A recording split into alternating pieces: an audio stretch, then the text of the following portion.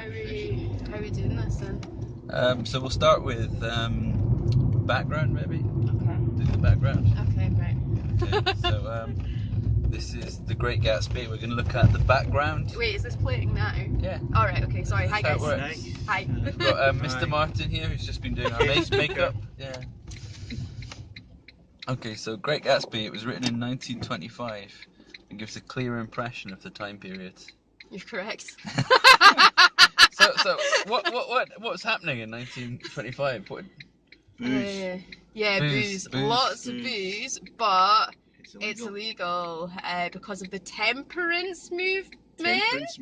Which means that prohibition is taking place, and prohibition's where it's all illegal. Yeah, so let's break this down. The temperance movement are a bunch of people who campaigned to ban booze. This is in America. They never tried that in Scotland. Prohibition. So booze is illegal, but there's lots of people selling it anyway, making it in bathtubs. Gangsters mainly. Yeah, bootleggers. Al Capone. Watch Boardwalk Empire.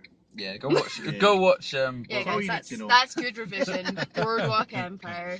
World War One's ended, and the Americans were partying. But America made a lot of money out of World War One. They sold lots and lots and lots and lots of weapons. So after World War One, they were on the up. Prosperity and economic growth meant that consumerist culture thrived. What's consumerist culture? Just folk buying stuff, basically. Just lots of folk buying lots of stuff. So this idea of why they're buying it? They make them happy? Well, yeah, it did make them happy. Well, so let's say if we had partly, a strange, isolated millionaire who could buy as much stuff as possible, would he be happy?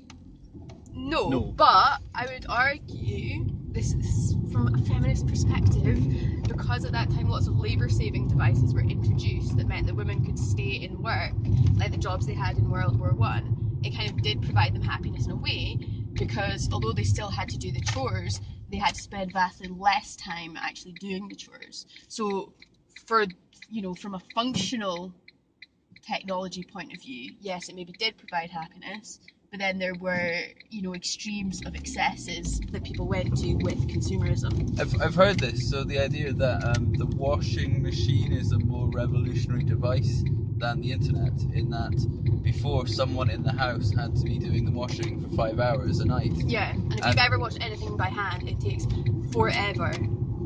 Yeah, and got to mangle it and stuff like that. So suddenly there's a lot more time in the day.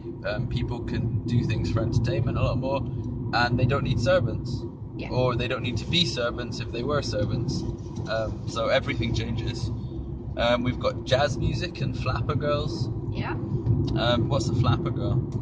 I'm not very good at explaining this, but you'll probably have seen like fancy dress costumes that are flapper girl fancy dress costumes, like bobbed hair. Like those, I want to say like dresses with bits of string hanging off them. Yeah, short. Thin dresses, yeah. Is that like an American thing? Because it was quite hot. No, as in warm in temperature. Yeah. Or... it was like really warm at the time, so they had to wear thin dresses so they could just keep partying. Okay, yeah. I don't know, just a thought. It's the style of, at the end of like Chicago, the musical, where Roxy and you don't know, but where they're dancing. It's like that kind of style. The American dream was alive and giving hope to a nation. What is the American dream? The belief that if you work hard, you can be rich and enter into the upper echelons, the upper classes of society.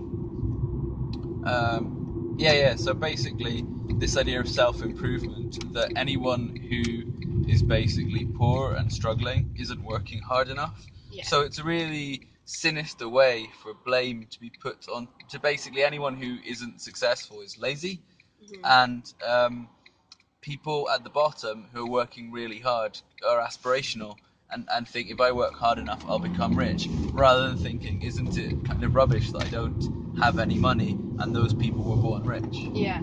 So it keeps people in their place. But yeah, this idea you'll often find in American stories. That if you get enough money, you can be happy, and if you want that money, you need to work hard. and if you're not rich, you're not working hard enough, and so on. So it's a bit of a cycle. And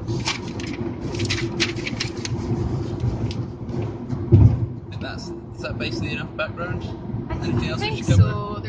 There was the Dust Bowl, the Valley of Ashes. That's kind of relevant because they were the poor people, and that comes up in the book. Was that the Dust Bowl? Yeah, manufacturing, the manufacturing. Yeah. So industry's changing? Industry, yeah. Yeah, so some places are really nice because the people that live in those places have lots of money, but some places are like rubbish tips because that's where industry is basically using as a dumping ground for all their waste products, and that means that the people that live in those areas have rubbish living conditions, and therefore they tend to be the poorer members of society. Okay, so are we talking about like states here? Are we talking about within individual states? So what I'm thinking about, I'm going somewhere with this. So okay. Nick moves from the Midwest to New York because he's looking for the American dream and excitement. How does New York figure into this? Is it a rich place? Is it a poor place? Has it got everything? I guess New York probably has everything, but in terms of the book, we see the rich excesses and the immoral culture that comes with that. But on the way to New York, that's where we see the poverty when he's on the train, literally travelling there. So yeah, it's sort of we're seeing the top of society. Yeah. Okay. So what I'm seeing here is because of bad farming, that's using the same land to plant crops over and over instead of rotating your crops. Always rotate your crops. Remember that, the budding farmers out there. There'll be a few. A giant dust bowl was created. In the novel, this is known as the Valley of Ashes. For 8 years, dust blew on the southern plains. It came in a yellowish-brown haze from the south, in rolling walls of black from the north. The simplest acts, breathing, eating a meal, taking a walk, were no longer simple. Children wore dust masks to and from school. Women hung wet sheets over windows in a futile attempt to stop the dirt. Farmers watched helplessly as their crops blew away. So now you know. What other background? Is that really enough? I feel like that's exhausted my historical knowledge. We can start on chapter 1 then. Go for it. So what happens in chapter 1? We get introduced to Nick, who basically tells us about how he's such an honest and great guy. Now think about this: if someone came up to you and kept saying, "Oh, I'm really trustworthy, I'm so honest," the thing about me is I always tell the truth. Do you believe them? I would say I'd probably take it with a pinch of salt. Why are you going around saying that? I mean, you should stand for yourself if you're that sort of person. Sorry, go on. Sorry, so he goes to visit his cousin, Daisy Buchanan, who's married to a guy called Tom Buchanan. So he goes round to their house for dinner one evening. While there, two things happen. He briefly meets Daisy's child, who she doesn't really seem all that fussed about, to be honest. And we also hear this thing about over dinner, Tom's getting phone calls, and we suspect that those are phone calls from a mistress, so a woman that he is having an affair with. And then Nick goes home and he sees a guy who's Gatsby standing on a lawn looking over at a green light. So, exciting stuff. Yeah. In terms of setup, a real cliffhanger. What is this green light? Who is this man? Why is Gatsby so great? So Nick, he's the narrator. So everything is from his perspective, which means he has the privilege of being able to lie about things, as we'll see as the novel goes on. He's also an observer. He's not a central part of the main story in the novel. Hence the symbolism of his name, Nick Carraway. Carraway is a type of seed. Seeds small, showing Nick is pretty insignificant to the actual, the driving forward of the plot. Yeah, the plot's more or less going to have happened without him, but he's there to watch it. He's like Phoebe and Friends. I don't know, she had some interesting plots. I don't know. I suppose she She's was definitely never. the least pivotal member. Yeah, you could sort of remove her, and the That rest you would couldn't do continue without without her. Rachel, for example, or Ross. I could do without Monica, I think. That would remove like a whole. Anyway. We'll do a Friends podcast later. So Nick, what do we know about Nick? Like, what does he tell us, and what does he want us to know? You're really testing me. So he went to university in New Haven. He's moved from the Midwest. He's a Bond man, and That means he sells things for money, not that he likes the spy James Bond. Yeah. And he does not apparently have a fiance. Oh yeah, this is interesting. So Daisy is sure that Nick is engaged, but Nick is sort of goes to great pains to sort of say no, fiancés here, ho. Which again is a little bit suspicious. And it was the fact as well, it's kind of this no smoke without fire idea where Tom and Daisy have sort of both heard it and are both going, yeah, I'm sure I heard that. I'm sure I heard you were engaged. And it's like, no, must have been a mistake. Absolutely not. So we don't know what is going on there, but because he's the narrator, he has the power to just put a pin in it and say, no, we're not going to talk about my mess. Gatsby, we don't hear much about him. What have we got? But Nick does talk about Gatsby in the sense that he's telling the story from the future, so he's looking back. It's not sci-fi though. It's just that he is reminiscing on events. Yeah, imagine that like. So like from the year 3000, Nick Carraway. We have the power to resurrect Gatsby. But imagine if a 40-year-old looks back and remembers when they were 25. They have the power to say what they did a little bit later if it's pertinent. Why are you laughing at me? Just stop following what you're saying. I'm trying to make this clear. Sorry. And good. I'm sure everybody else is much more intelligent than me. Okay, so Gatsby is only mentioned briefly.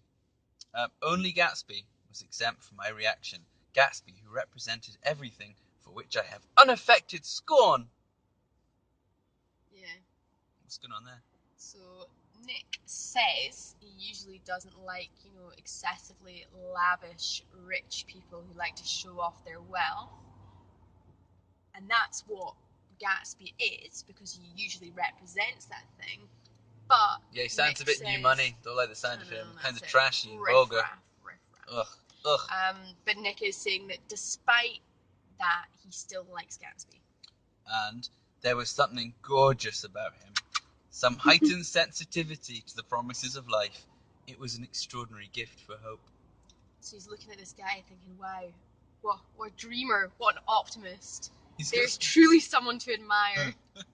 He's just so sensitive and he gives me so much hope. And he's gorgeous. Tom is established as two shining, arrogant eyes had established dominance over his face, gave him the appearance of always leaning aggressively forward. Yeah, so he's a bit of a brute is Tom. He's a very dominant figure. And at another point, I think Nick described him as moving him like a checker to another square. So it's like Tom is, the ultimate rich guy, and he kind of has this view of himself that he is better than everybody else because of his money, and that's why he's such, a dominant figure. Tom will have a tier of exactly who is where in the pecking order based on where they were born, how much money they were born with, who their family is, and what their family has done. And if they're not as rich as him, basically, he doesn't want to know them, or certainly doesn't want other people to know that he knows them. If they can't talk about horses with him in a manner which shows they've played Pulu, then no time for them at all. And if they don't wear the dress code, then he'll be furious. He just wouldn't give them the time of day. So that's me screwed. But it happens. Apparently, you should always wear black shoes to an interview. Yeah. There you go, guys. Because life lessons. People of money would always know to wear black shoes to an interview. Daisy. So we meet Daisy, Tom's wife, Nick's cousin, and quote from her: "That's the best thing a girl can be in this world, a beautiful little fool." Yeah, so I don't know, I'm always a bit funny about that quote. I'm not. It shows that Daisy's very cynical, and she has that perspective, I think, because of the fact that she is described as beautiful, but she's a little bit clever, and she understands that Tom is having an affair. Whereas what she's saying is, if she was a fool, she wouldn't be hurt by these things because she wouldn't know about them. So if her daughter was a beautiful little fool, she would have all the advantages that she herself had of having a rich husband, but would not find out about the misdemeanors of her husband, so would be happy. So she's powerless to stop the affair, or even to sort of intervene and sort of say it's wrong. Yeah, like, she is, although women are more empowered at this time, they are still ultimately powerless in comparison to men, especially somebody as rich and as powerful as Tom. And a daisy is a white flower with a dirty yellow centre. Yeah, so white, a symbol of purity and innocence, and then in this novel, yellow represents materialism. So it's the idea that she looks pure and innocent and sweet, but at her very core, she's materialistic, and that is why she's with this man who she herself describes as a brute, because she's materialistic and he can, afford her the lifestyle that she keep her in nice craves. clothes, Yeah. and it's worth putting up for the affairs to have that. To have nice clothes. Remember that, ladies. She's made a deal there. She's not happy about it, but she can't improve on that. And we've got East Egg and West Egg. Yeah. What's going on there? East side, west side. So West is best. East is. I don't know. It's been a long day. East is east. Well, actually, no. The West is not the best. So because the West is like the tacky version, the East is the classy version where the proper rich people like Tom and Daisy live, and West is the tacky version where like Gatsby lives. The East Egg is Nando's, and the West Egg is KFC. Yeah. And the Valley of Ashes is Chicken Cottage.